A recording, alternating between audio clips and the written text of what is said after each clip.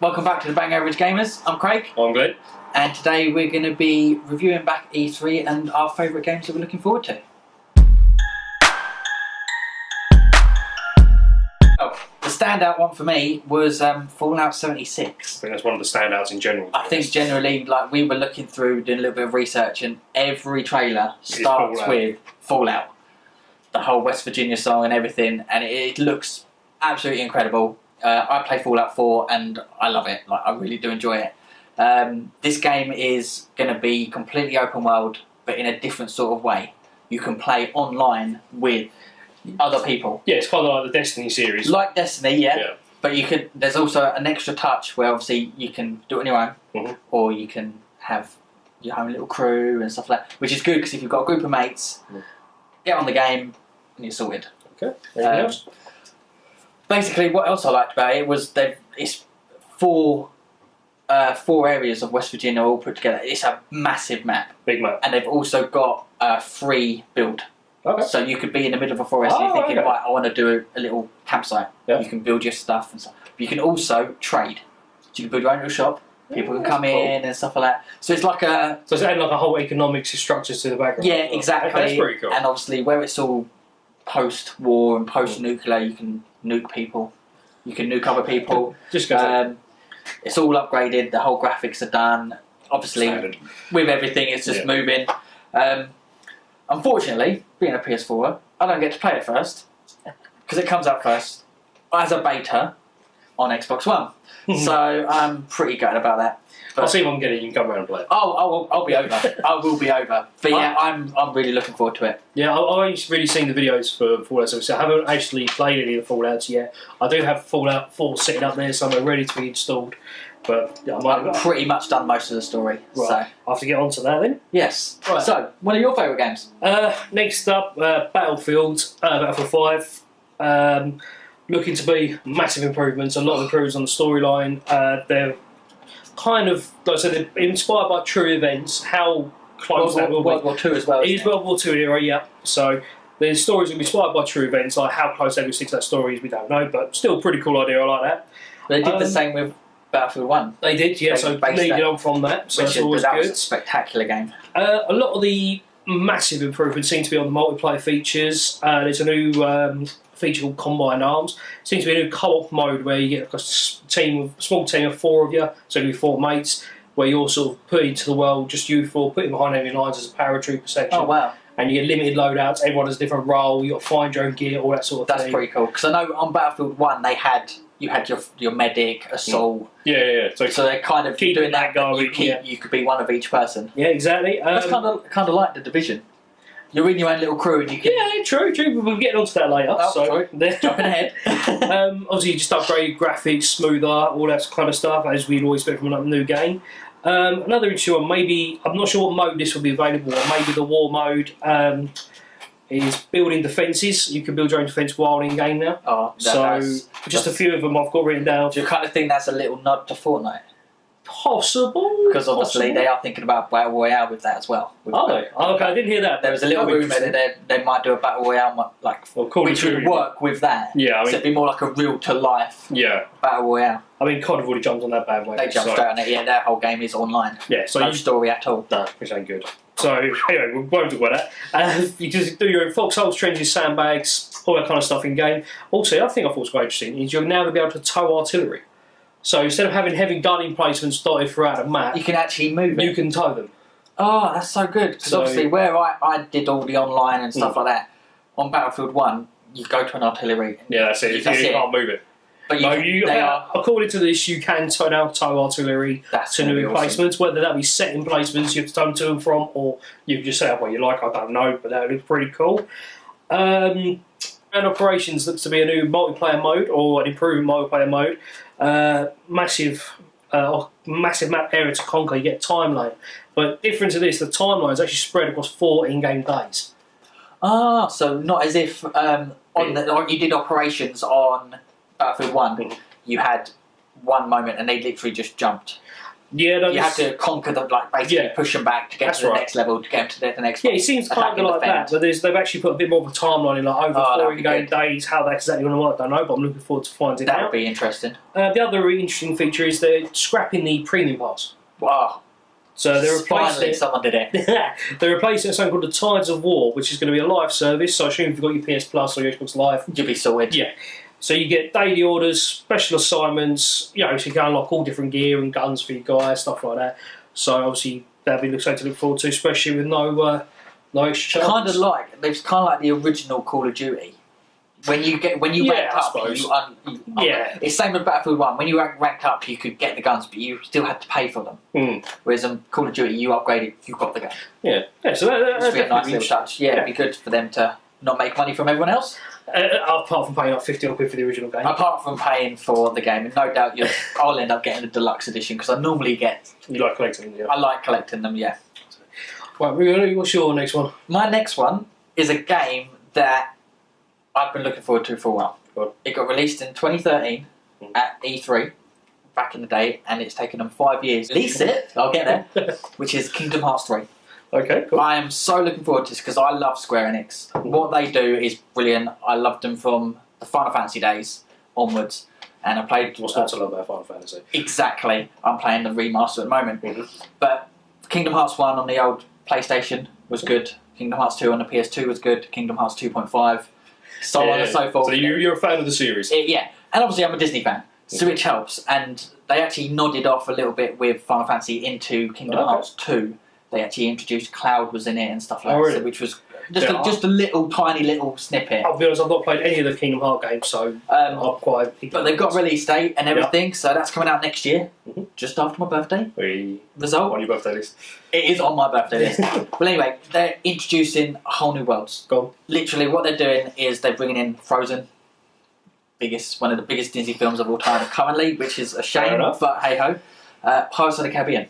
Interesting. They're bringing out Pirates of the Caribbean world with Captain Jack Sparrow a lot, and you can do ship versus ship battles. Well, that'd be cool. So you could literally, you're going to have combat and stuff like that. They've also got that in the Toy Story world.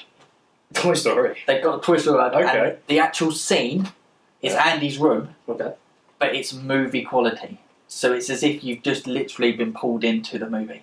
So they're trying to keep it too real, as close to the movies as possible, which it looks amazing. Monsters Inc. world, they'll have all of that. Hercules world. Interesting. So there could be a little bit of Hades in there, you never know. I mean, obviously the whole Disney thing, that might not be my whole bag, but I do appreciate, obviously, good graphic animation and that. So it looks absolutely amazing, and having the whole, literally, they're pushing the cast. They're pushing everything. They do a little nod in Final Fantasy to this, because they do spells as well, so they've got like Karaja and Faraja, all of them, the titles, you remember them all and stuff like that.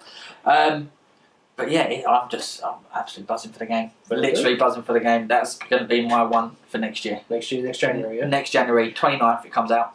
I'm well excited. Fair enough. Right.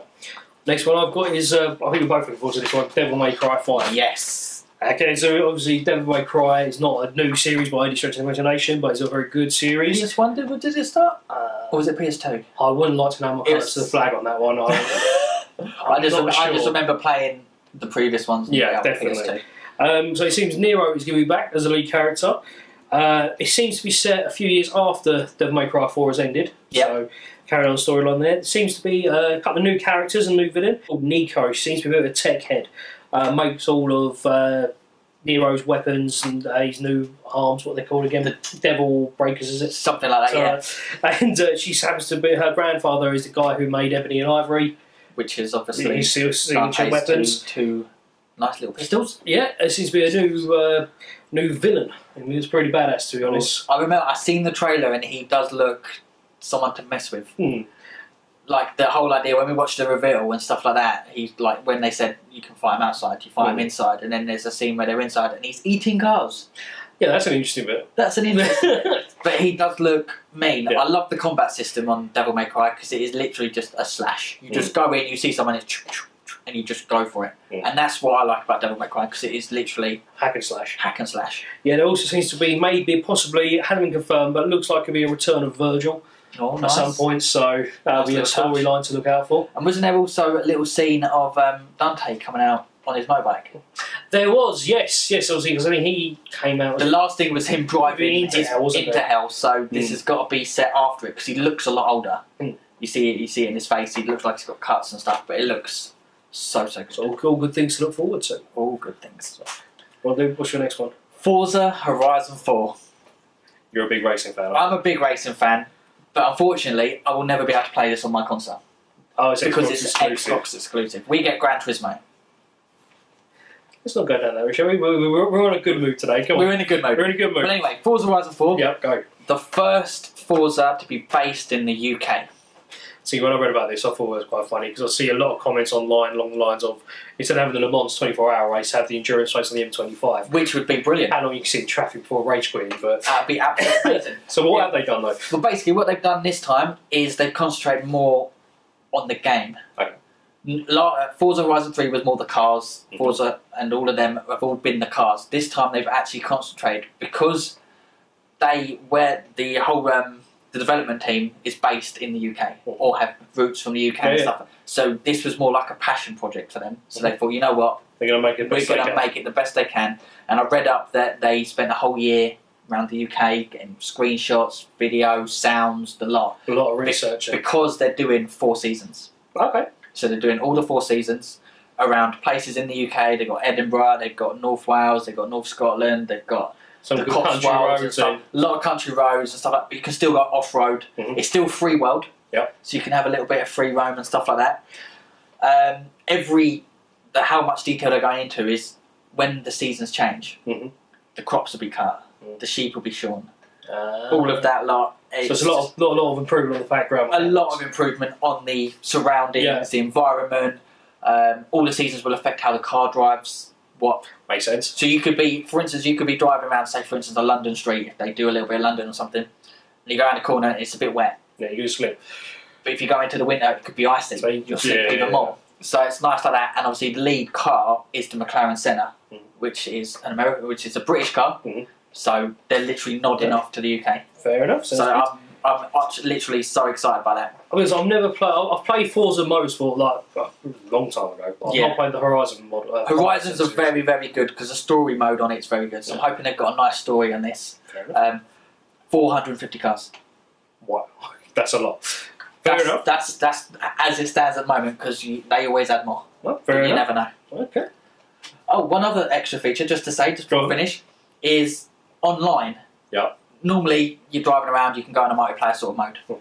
This one, you could drive around and there could be people around you. Right. So, like Need for Speed, you drive around, you could meet people. This one is a 72-player map, so there'll only ever be 72 people max to play the whole game. Okay. Which is nice, because in that server, 72 people, they won't hit you, they can meet you, you can become friends, you can drive around, do missions, I believe. That you can do races together. Okay, cool. So it's a nice little touch. Fair enough. See people's creations as you drive around. So right. On the old countryside. What's your next game? Next one is Division 2. So this is one I'm particularly forward to. I think Coach played that one. No, I'm not really. Not really shoot 'em up, are you really? Yeah, I'm not a big shoot 'em up person. But Division 2, I played a lot of Division 1 up to sort of like the second DLC. I think I played up to. I haven't played it for a long time. But I did enjoy the Division 1, sorry, and I thought a lot of improvements have been made, but a lot of it seems to be smaller tweaks. There's not a huge, massive difference in like the heads-up display and the gameplay itself, but it seems to be a lot smoother. Okay. One thing that was mentioned by the fans a lot, especially in like I think it's called Black Zones, and that is a lot of higher level enemies were too much like bullet sponges. Like you'd struggle, especially if you're playing on your own. You'd really struggle to take down these enemies. So that seems to be a little bit tweakable, so make it a little bit easier. What I did notice as well, if you're playing a team, the landscapes are a lot more open. Oh, nice. So it's gone from New York State to Washington DC. Okay. So a lot of the areas around Washington are a lot more open areas. So you've got to think a bit more strategically within your team. So that's a plus. Yeah, I can go. That's it. Instead of having signature, when you signed up, you had a signature ability per character, and you could change the abilities to get different skills and stuff. Okay. But now each character has a signature weapon. So there's things like 50 caliber sniper rifles, grenade launchers, which is, I personally think I prefer that. I prefer a class-based thing rather than a skill set. That would be so much better because people will think, oh, I've got this skill, but then I'm really bad with this gun. Whereas if you find a gun you like and that's your specialist gun, you're sorted. Exactly. So, like I said, there's not a massive difference, but the little tweaks do seem to have done it justice. So, looking forward to that. Have you got another one? Spyro. That is a classic. I've not played it for PS1 days. That's been... So what's happened to that? It's been a complete remaster. That has been, I think it's Toys for Bobs who have done it. They had control of the Crash Bandicoot one, remaster, and that blew up. That absolutely blew up, and that was phenomenal. They did all the games, Crash Warped, the lot. Yeah. They've done the same for Spyro. They've kept the game as it is. They've just upgraded everything. The sounds, the stuff. The only thing I'm gutted about is the gem sounds. The gem sounds in the original are really nice and they're proper ping, ping. Yeah. These ones are like ping. Okay, so one tiny little thing. But other than that, they've made it smoother, better to play, easier. The gameplay's nicer, and it's been going. This has been wanted from the fans for ages, and I'm so glad they got it back from Skylanders. Fair enough. I do remember. I'm hoping that the 3 games they do absolute justice. That's fair. I do remember playing Spyro 1 on the old PS1. Oh yeah, Spyro 1, 2 and 3 were all on Spyro 1. They were all on the old PS1. That's it. Right, next up I've got Gears of War 5. Again, this was another Xbox exclusive. You ever played Gears? I played Gears of War 1 and 2, completed them both. Yep. And I played Gears of War 3 but didn't complete it because I found it too hard. Fair enough. as I do. Fair enough. So Gears of War 5. From what I can gather, this seems to be a bit more story-based than the original ones, because especially the first 2 were more along the lines of linear shoot-em-ups, gore / there was a finish point. Yeah, it was go here, kill them, move, go, go. So they didn't really go that in depth into the characters. Yeah, the characters, the game settings, that sort of thing. Whereas this one seems to follow one character called Kate, who we found out about in Gears of War 4. Okay. So, spoilers alert. So, if you haven't played Gears of War 4, switch off now. Yep. Kate was found to be the granddaughter of the Locust Queen, which isn't a good thing. So, wow. Yeah, exactly. So, so it follows her a lot with Marcus.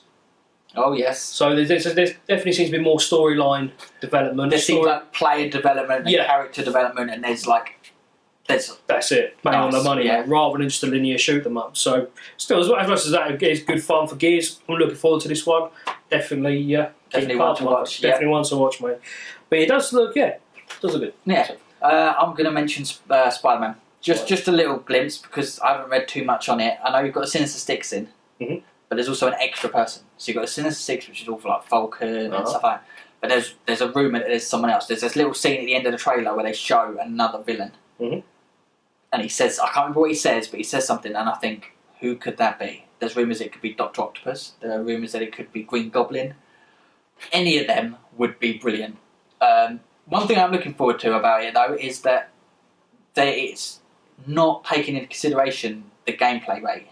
All the games at the moment, they're moving forwards, all the frames per second are moving up. But they're going to stay at 30 frames per second because it makes it so much smoother. The gameplay is smooth, which is weird, but all this web streaming, it's all going to be so much smoother.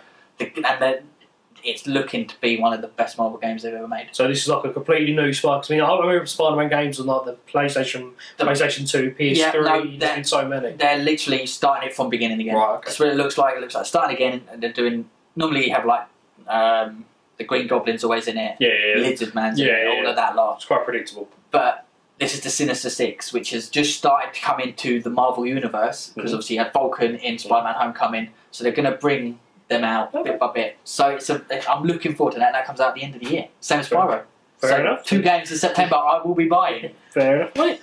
Now, our last one, which I think we're particularly looking forward to, is FIFA 19. Boom. Obviously, if you tell by our channel, we do play a fair amount of FIFA. We do. September release as well. Yeah. So that's 3 games. Exactly, so not long for now, which, to be honest, is pretty much the same for FIFA. Every year. September. Starting off, cover stars this year are pretty much predictable. It's R7 Ronaldo and Neymar Jr. Which is a nice touch, because Neymar's moved from Pro Evo. Oh yes, he has, hasn't he? Yes, sorry, yes. So that's a good shout. Yeah. Speaking of moving from Pro Evo, Champions League. Oh, it's finally a FIFA. Finally. To be honest, it's no longer called the Champions Cup. Yes. So I must admit, I was watching the trailer, and like listening to the Champions League theme and that, it does get quite. Well, we're going to be getting used to that this season because we're back in it. Yeah.